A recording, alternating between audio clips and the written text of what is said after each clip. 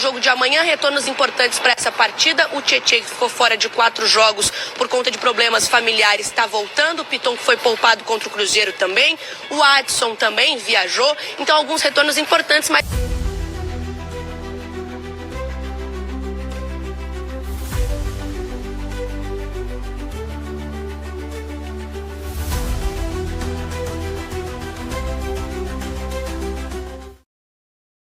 Fala, rapaziada, novidade na área para o Vascão, né, galera? Depois da saída do Fábio Carille, tem a chegada aí, a possível chegada do Fernando Diniz, né? Está em negociação, o Vasco só falta entrar no acordo, né, com o treinador nas partes financeiras, né? Entre os dois lados, ainda existe essa dificuldade, até porque o Vasco não pode pagar muito de salário, né? Por vários motivos que a gente já vem aqui colocando ao longo dos últimos anos.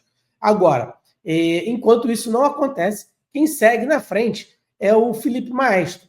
E ele já assumiu o time, já está com o time lá em Ponta Grossa, né? Já estavam saindo lá de Curitiba para Ponta Grossa. Amanhã é o jogo às 4 horas da tarde e é um jogo importante. Tem a volta do Adson, né? Jogador importante ali no meio. Também do Tietê, que estava aí fora por problemas pessoais, e também do Piton, que não foi para o último jogo. Ainda segue fora Maurício Lemos e o Paê. São os únicos 2 desfalques do Vasco, né? Sem contar com o Estrela e o DVD, que já vem aí no departamento médico há um bom tempo. Mas, voltando para o time, o Vasco vai com força total para jogar amanhã lá contra o Operário. E, assim, galera, no meu modo de ver, o Vasco tem que realmente entrar para liquidar esse jogo, né? É menos um jogo depois na volta, e aí o Vasco pode entrar com um time reserva e tal, e poupar mais os jogadores. Mas para isso tem que dar de 3 para cima. Não pode ser menos que isso, para poder estar tranquilo para o próximo jogo. Agora, galera, é saber exatamente como que o Felipe vai montar esse elenco para o jogo de amanhã, né? Se ele vai jogar no 4-4-2, se ele vai fazer um 4-2-3-1, é saber se ele vai mudar o que o Fábio Carille vinha fazendo ou se ele vai manter, né? Se ele achar que tem algum jogador que estava pedindo passagem ou que tem que ter mais oportunidade, pode ser que já tenha alguma mudança no elenco amanhã, né?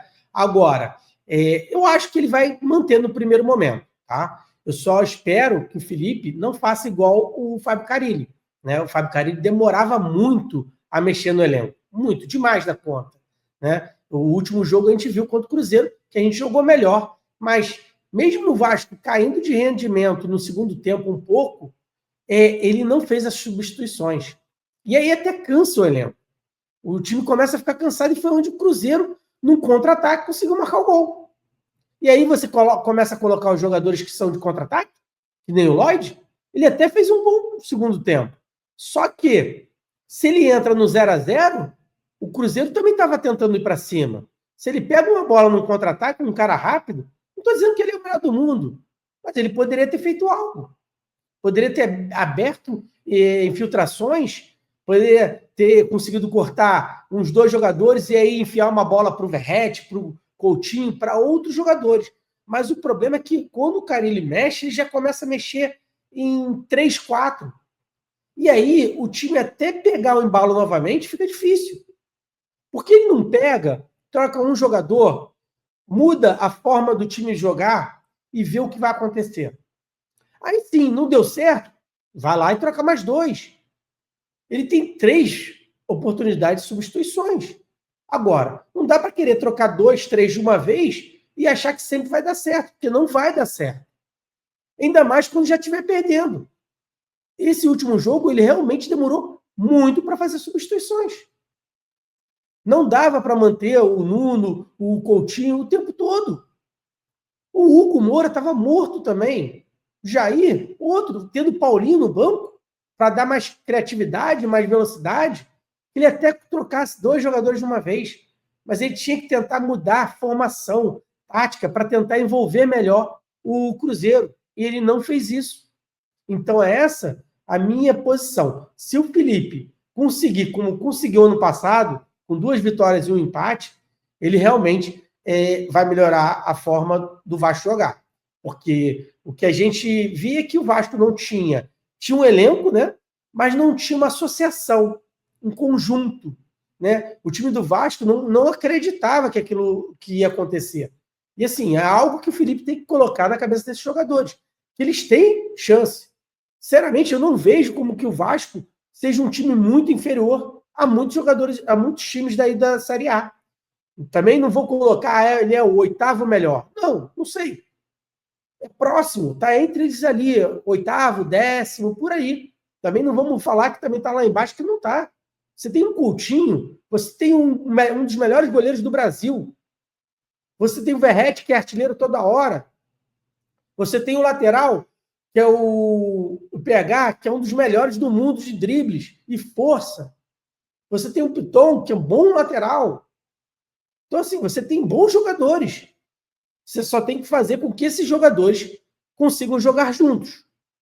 Porque quando você consegue fazer com que esse elenco ali consiga subir em bloco, descer em bloco, trocar passes, ter jogadas ensaiadas, você faz com que um elenco bom fique muito bom. Agora, às vezes até um elenco mediano fique bom. Tá bom, quase muito bom. Como é o Fortaleza no passado. Não era nenhum time... Não era. Como não é ainda. E a gente vê agora. E mudou muitas peças? Não mudou. Para a gente ver como não era um time tão forte assim. Só que ano passado encaixou. Ano passado achou uma forma de jogar.